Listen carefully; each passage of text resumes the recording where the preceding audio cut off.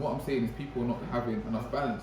So they will zone into reality TV or social media, and there's nothing to balance them out. Now they're shouting at their boyfriends for no reason because you didn't say hello when you come in and you're getting a plate thrown at your head.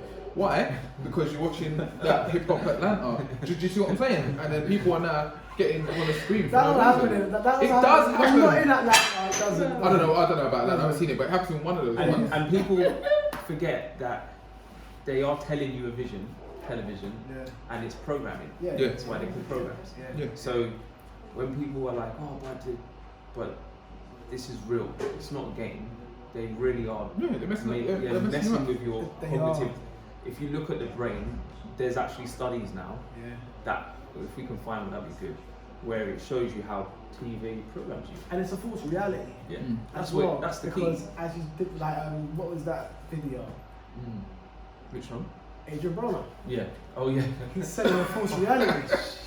He's selling a false reality. But they all do it though. No, they all do it. But I'm just talking about that specifically. So he's selling you a reality, and you think it's real. So you try doing what he's doing, and you know that it can't work because this guy is getting paid what he's getting paid, a substantial amount. You ain't getting that. You feel like say you can do what he's doing. He's in court now, lying. You get what I mean? So. There's only a handful of people that actually have it, and they're called the 1%ers. The rest of everyone else is even if you look at COVID, look how many artists are all of a sudden struggling, but they're meant to be making P's upon P's because one, they're in these fake contracts that are just bullshit contracts, and two, 360 deals. Yeah, and two, they haven't patterned themselves up properly for things that happen like this. Businesses. In my mind, I always felt like, okay, if you're a business, surely you've got money on the side for times like this. No. But I know the reality is can't be, because if you set up such a huge business, you're constantly investing in your business. You have to so have this money. You're gonna have to be like a serious like Apple or an Amazon, like one of the key players to have something to sit in. Or you have a core network. You can't be just the middle playground people. And a lot of these people are middle ground. Yeah. There's only a few at the top that actually have it. Do you know what? Everyone rushes everything. Everyone rushes. This is why I don't like to rush things, because they're like, okay, we open a gym. Cool. Your gym's sick. Let's open another site, and another site, and another site, another site, another site. And then all of a sudden, COVID comes, you got to lock off all gyms. Do you see what I'm saying? Whereas if you just had... Because you never really had it.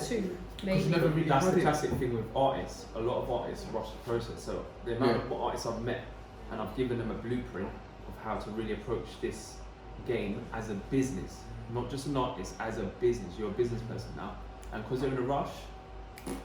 But sorry, to add on that artist one, like I'm going to mention Busta because he's just dropped this one of the sickest albums. Yeah.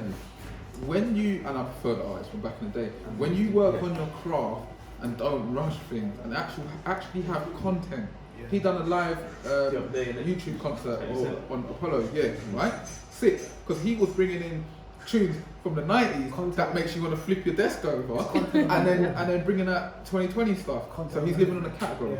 Now these new school artists that haven't actually learned the past, because you have to learn the past in order to go forward. I feel to be successful, you've got to know what's come before you.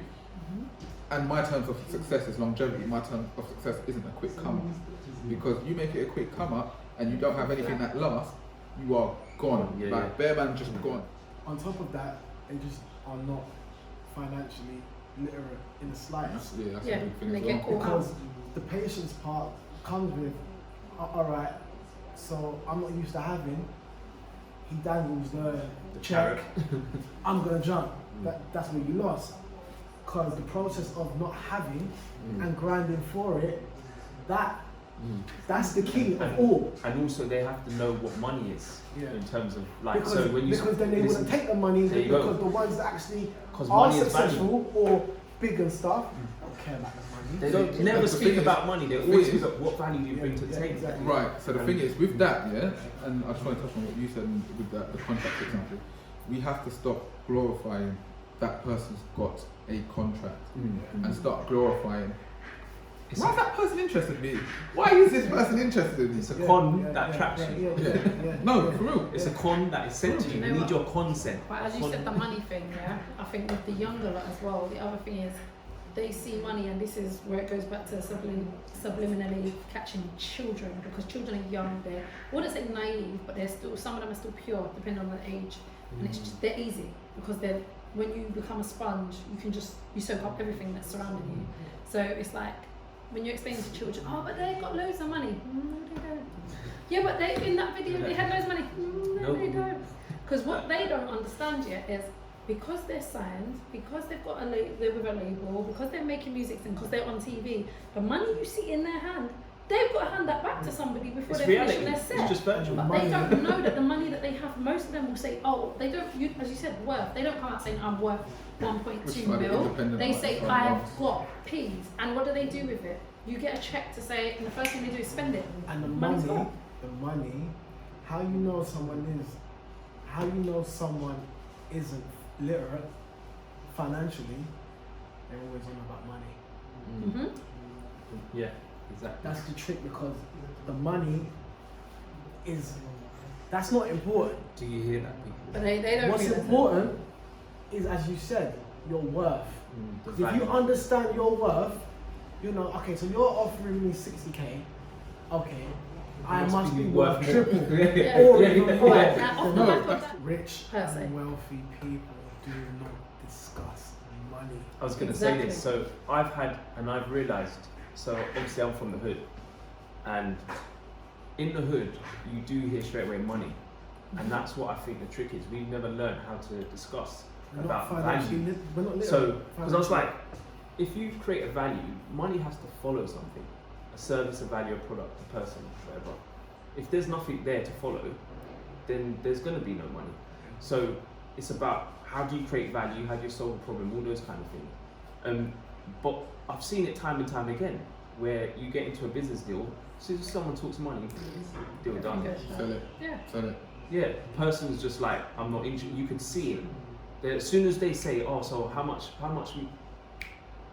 because that person clocks, anyone who's in the wealthy arena, they clock, you don't know about money because you're talking about it. The first thing you're meant to talk about is what value, the value of this, how the experience,